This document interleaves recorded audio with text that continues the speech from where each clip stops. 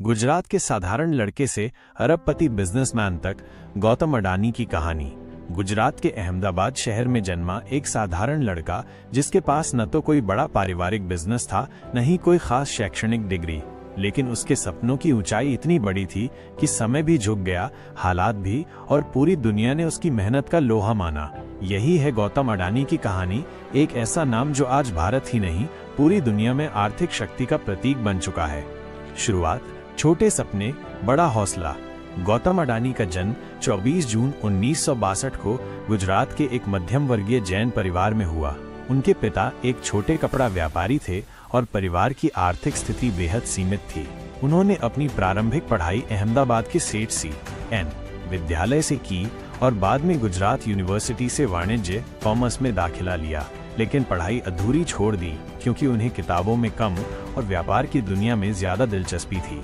मुंबई की ओर पहला कदम, 18 साल की उम्र में गौतम अडानी मुंबई चले गए।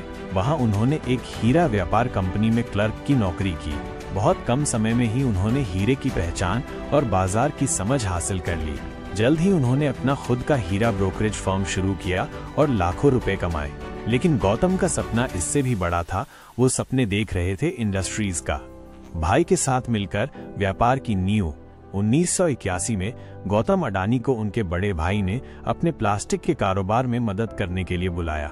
यहीं से उन्होंने पॉलीमर का आयात शुरू किया और यहीं से अंतर्राष्ट्रीय व्यापार की नींव रखी।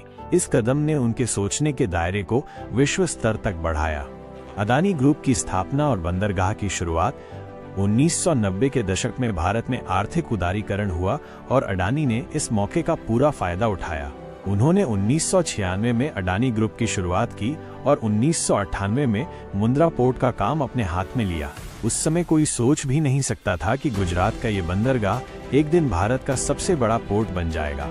एक के बाद एक विस्तार, ऊर्जा, खनिज, एयरपोर्ट और डेटा सेंटर तक। गौतम अडानी ने कभी पीछे मुड़कर नहीं देखा।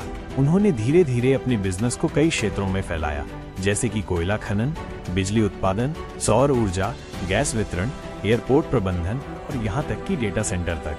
आज अडानी ग्रुप की कंपनियां भारत की बुनियादी ढांचे, इंफ्रास्ट्रक्चर की रीढ़ बन चुकी हैं। अडानी ग्रुप के पास 7 एयरपोर्ट, कई बंदरगाह, सौर ऊर्जा प्लांट्स, रेलवे लाइंस, सीमेंट कंपनियां और गैस पाइपलाइन नेटवर्क हैं। सफलता की ऊंचाइयों पर चढ़ाई। 2022-23 में गौतम अडानी दुनिया के टॉप 3 सबसे अमीर लोगों में शामिल हो गए थे। ऐसा करने वाले वे पहले भारतीय थे। उनकी संपत्ति ने 9 लाख रुपए करोड़ का आंकड़ा पार कर लिया था।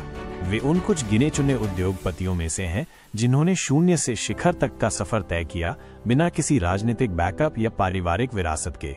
विवादों और चुनौतियों के बीच अडिग आत्मविश्वास। हालांकि उनकी सफलता की राह बिल्कुल सीधी नहीं रही।